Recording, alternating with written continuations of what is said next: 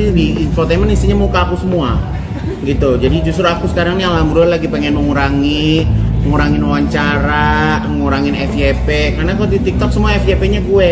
Jadi aku tuh ngerasa kayak diri aku kayak overexpose gitu loh. Jadi kayak berusaha untuk nggak semuanya aku ceritakan gitu. Jadi cukup aku punya sosial media, aku punya Instagram yang aku anggap menjadi rumahku sendiri. Jadi teman-teman tinggal ambil aja beritanya dari situ gitu. Jadi aku minta maaf juga sama teman-teman yang mungkin dari kemarin suka chat aku, suka DM, suka WhatsApp gitu kan, mau janjian. Bukannya Kaigun nggak mau gitu, tapi Kaigun nggak ngerti yang ngeliat muka Kaigun sendiri tuh kayak jenuh gitu, ngeliat kayaknya gue lagi gitu. Jadi besok kalau mau wawancara ke Malang aja ya, ke King ya gitu. Jadi nggak tahu ya, mungkin aku ya kerja kan udah capek ya dari pagi sampai sore gitu. Jadi kalau misalnya ngeliat sosial media isinya mukaku lagi tuh kayaknya jadi kayak gimana. Kalau privacy sih aku rasa aku belum sanggup ya, karena produk-produk aku masih membutuhkan sosok aku gitu ya, karena aku semuanya juga masih turun langsung, masih datang langsung. Dan salah satu bentuk dari kegembiraan aku hari ini adalah di Nasi Kulit Maigun cabang Jakarta Pusat, kita punya musola yang super enak, super nyaman, super bersih, super adem. Jadi aku hari ini nggak posting tentang opening, tapi aku membanggakan tim aku bisa buat musola secantik itu gitu. Jadi itu akan menjadi standar di tempat-tempat aku yang lainnya. Jadi insya Allah customer yang makan kesini juga nggak perlu takut, nggak perlu ragu ketinggalan sholatnya, karena aku punya musola yang cakep gitu. Itu walau-alam ya gitu, tapi nggak tahu, kadang kalau ngeliat muka aku sendiri aja kayak agak jenuh gitu. Jadi kayak aku tuh kalau misalnya sehari nggak ngepost muka ya, aku kan dari dulu tuh sering foto selfie kan. Kalau aku nggak foto selfie tuh kayak DM tuh banyak banget, kayak Gun kok nggak posting selfie gitu. Kayak males aja ngeliat muka selfie tuh kayak nggak kepengen ngeliat aja gitu. Jadi ya udah gitu, mau foto sama King kan King jauh di Malang ya. Jadi apalagi dia udah langsing ya kan, cuco. Jadi ya gitu ya, aku pengennya kalau misalnya postingan tuh yang kira-kiranya bisa memberikan dampak positif lah buat follower aku juga. Nggak ada yang dibuat-buat sih ya, sebenarnya nggak ada yang dibuat-buat ya. Kalau misalnya alhamdulillah semakin tua bisa semakin bijaksana, makin wise ya kan, alhamdulillah gitu. Tapi cara orang menyikapi kebijaksanaan itu kan memang beda-beda caranya ya gitu. Kalau itu sih memang bener aku jaga ya, karena yang paling aku takutin adalah namanya kita manusia yang nggak sempurna. Kita ada up and down-nya kan gitu. Jadi ya kadang perempuan yang udah pakai hijab rapat aja bisa buka ya kan, apalagi laki-laki yang nggak ada yang ditutup gitu kan. Jadi aku berharap ya bisa menjaga gitu. Jadi kalau udah mulai kendor harus gimana caranya supaya bisa kenceng lagi gitu kan. Namanya kita hidup pasti kan ada titik jenuh, ada gitu ya. Jadi makanya memang konsisten itu jauh lebih susah daripada memulai gitu. Nggak tahu mulainya dari mana, tapi aku kayaknya jalanin biasa-biasa. Aku biasa-biasa aja kan, King. Apa? Ya biasa-biasa aja. Nggak gimana kan? Ya kayak apa lebih bawel? Enggak, sebenarnya kan awalnya kan waktu berangkat umroh. Ya. Habis berangkat umroh dapat beberapa bulan, tiba-tiba langsung ke aku untuk haji. Dan setelah haji itu udah wis. Jadi yang biasanya aku ngelihat kayak nggak puasa, terus tiba-tiba puasa gitu. Sampai akhirnya aku juga ikut puasa. Terus yang biasanya di rumah nggak ada musola, tiba-tiba ada bangun musola. Terus kalau biasanya jam 3 malam aku barengin Kak Igun makan, sekarang ngelihat mesti sholat malam gitu. Sholat, terus istriku juga yang biasanya sholatnya di kamar bawah, sekarang wajib di atas, di musola atas gitu. Terus ya banyak lah perubahan. Terus juga biasanya kita party di meja makan ya. Party. Terus sekarang ya ini yang aku lihat di rumah ya, itu sudah nggak ada alkohol, udah nggak ada alkohol di rumah. Terus ya malah kalau ngelihat aku kayak di dunia malam lagi ngeklub sama istriku pun marah-marah gitu. Ya gitu sih. Banyak perubahan, banyak sekali perubahan. Ya kan katanya kalau kita mau jadi orang baik ya mainnya harus sama orang baik ya kan. Kalau kita mau jadi pemabuk ya mainnya sama pemabuk. Kalau kita mau jadi pemakai narkoba ya mainnya sama pemakai narkoba gitu kan, supaya dapat barangnya gampang gitu kan. Jadi ya tergantung kita mau berada di mana gitu. Kayak gitu. Aduh, masya Allah, aku udah nggak punya kartu kredit. Alhamdulillah, seneng banget. Jadi berawal dari kemarin pas mau berangkat haji, kan aku dikasih tahu kalau mau berangkat haji itu nggak boleh punya utang kan, jangan ada utang gitu. Jadi kayak pemberasannya tuh kemarin pas mau haji itu takutnya apa, meninggal di sana atau nggak bisa ngelunasin hutang gitu. Jadi aku kemarin punya kartu kredit, ada kan waktu COVID aku sempat nutup ya. Pas COVID tuh aku tetap sempat nutup 2. Aku masih punya banyak. Lebih dari 3. 5 deh, 5 atau 6 tuh kartu kredit aku.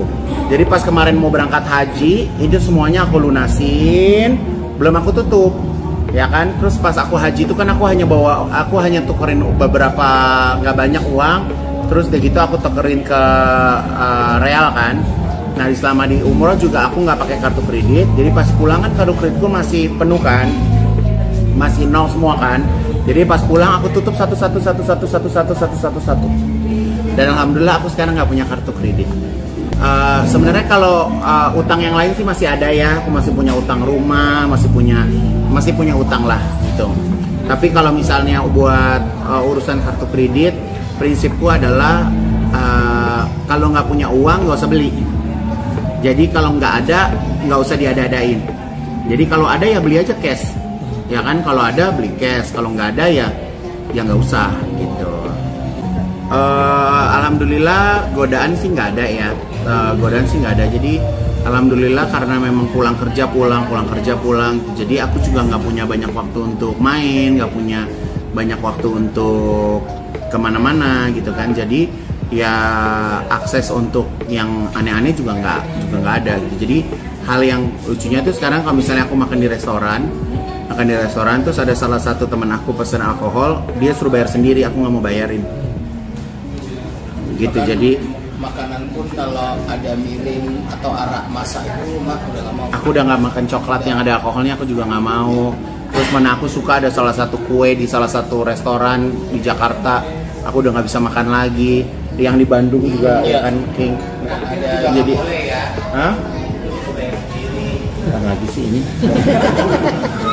Kalau buat aku memiliki pasangan itu tuh tidak mudah ya gitu.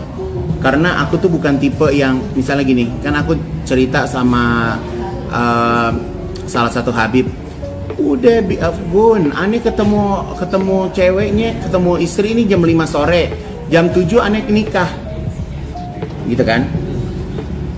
Mungkin dia bisa. Nah kalau di aku tuh aku nggak bisa. Aku nih dia aja melakukan sesuatu yang nggak sesuai sama aku aja, dia tuh bisa nggak aku ajak ngomong berminggu-minggu. Jadi aku tuh orangnya sangat picky banget. Aku tuh orangnya sangat picky banget gitu. Jadi aku tuh berusaha untuk nurunin ego aku dulu, belajar untuk nurunin ego aku dulu. Aku harus berusaha untuk bisa menerima kekurangan orang, ya kan, kekurangan. Karena kalau enggak pasti bisa ribut terus gitu. Karena aku kalau menjalankan satu kehidupan, kalau orang yang ada di sekelilingku itu tidak bisa satu ritme sama aku, bete langsung gitu. Makanya kalau misalnya urusan ibadah tuh aku udah nggak mau lagi kayak ngajak-ngajak orang ibadah. Karena kalau pas sudah pulang ibadah, pas balik ke tanah air, kalau mereka nggak ibadah, aku jadi sebel gitu kan. Jadi kayak gitu ya, mungkin setiap orang punya prosesnya masing-masing ya gitu. Dan balik lagi bahwa aku tuh menikah bukan sebagai bentuk prestasi aku di depan media gitu, di sosial media. Oh Igun menikah, enggak. Karena buat aku menikah itu kan kita mencari kebahagiaan, nggak sih? Menikah itu kan kita mencari teman hidup ya gitu kan, teman hidup yang bukan hanya hidup 1-2 hari, tapi hidup selamanya insya Allah gitu. Kalau cuman buat nikah, cuman buat berita-berita doang sih, kayaknya sih bisa-bisa aja ya gitu. Tapi buat aku belum ke arah sana gitu. Tapi aku tuh bingung kadang walaupun aku belum menikah, tapi orang-orang yang menikah itu konsultasinya ke aku ya. Iya. Walaupun kalau ada apa-apa konsultasinya ke. Iya. Jadi kalau aku walaupun aku belum menikah, tapi kalau orang punya masalah pernikahan tuh biasanya konsultasi sama aku daripada Edan ya orang-orang ya. Jadi sering dapat curhatan-curhatan temen soal pernikahan mereka gitu. Oh sering, dia kalau udah mau ngechat mak, alemong. Dia kalau udah ngechat mak, gue udah males deh jawabnya, iya kan gitu. Jadi ya kayak gitulah gitu ya. Kalau aku kan yang namanya kita berteman kan juga memilih teman itu kan bukan kayak secara kebetulan ya gitu, tapi teman itu kan juga pilihan orang-orang pilihan yang berada di sekitar kita gitu. Jadi sekarang juga belajar buat bisa mendengarkan orang, kasih kesempatan orang juga buat cerita gitu. Kita ingin proses yang seperti apa sih, kayak pacaran atau maksudnya? Sebenarnya nggak usah pacaran banget, nggak usah ya, tapi lebih mengenal aja gitu. Karena aku nggak mau jadi diri lah. Aku udah 43 tahun, aku nggak mau ngerubah diri aku dalam waktu 2 minggu. Aku harus jadi orang lain, ngapain? Jadi kalau aku dapat pasangan ya harus pasangan yang mau mengerti aku gitu. Jadi pasangan itu kan bukan hanya sekedar seks, Beb. Ya, tapi kan menyatukan pola pikir apa segala macam gitu.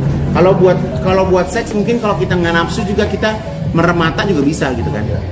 Dipaksain gitu. Tapi kan buat aku pernikahan itu bukan hanya sekedar seks doang. Pernikahan itu bukan hanya sekedar punya anak doang gitu, tapi ya bener-bener bisa jadi soulmate, bisa jadi pasangan gitu. Oh pengen banget bule, kalau bisa bule, karena aku kalau bisa nggak nikah sama keluarga, ribet, ya kan, ribet kalau nikah sama keluarga. Jadi pengennya udah nikah bener-bener cinta, jadi antara you and me, gitu. Jadi pengennya kayak gitu aja.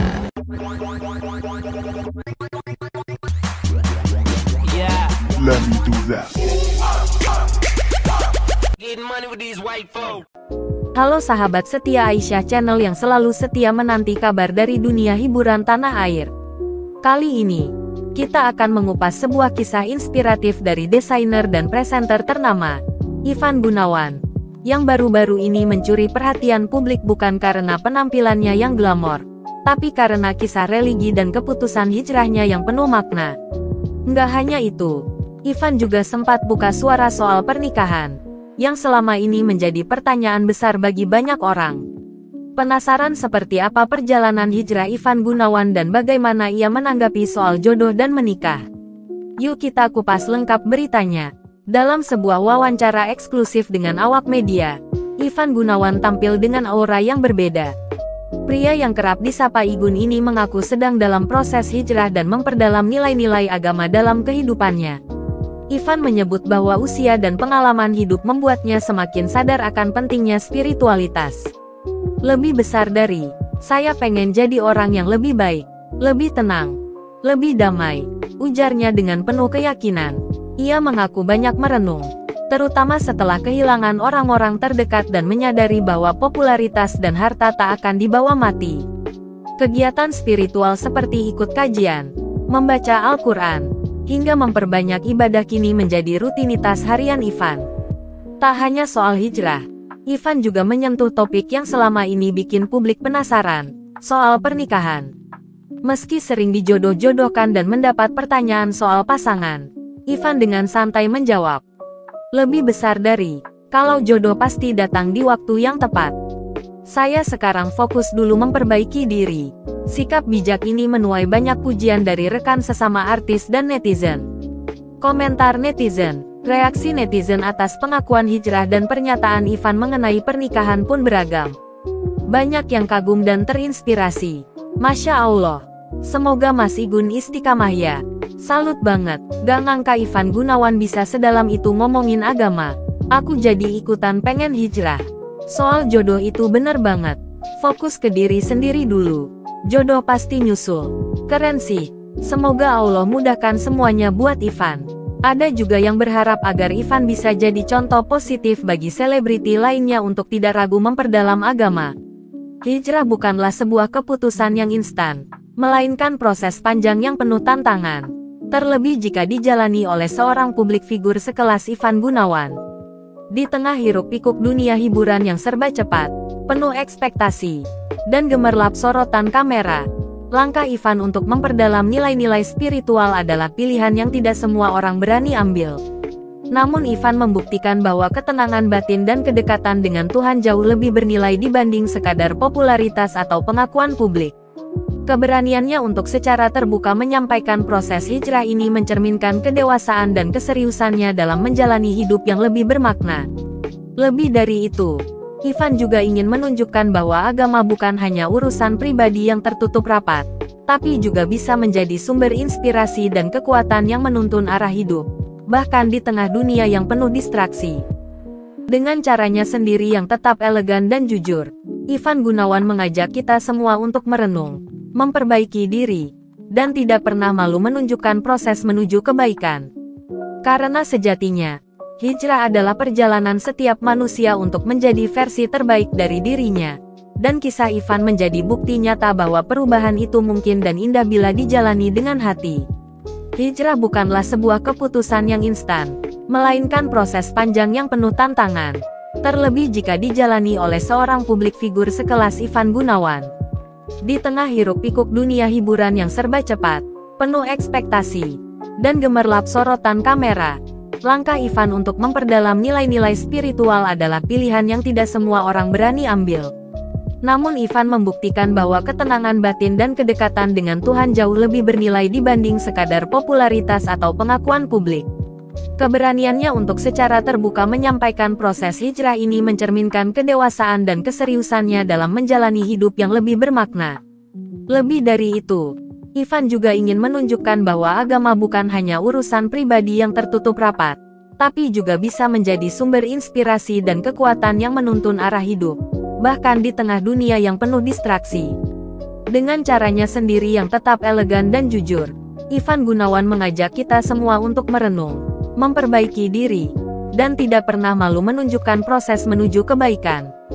Karena sejatinya, hijrah adalah perjalanan setiap manusia untuk menjadi versi terbaik dari dirinya, dan kisah Ivan menjadi bukti nyata bahwa perubahan itu mungkin dan indah bila dijalani dengan hati.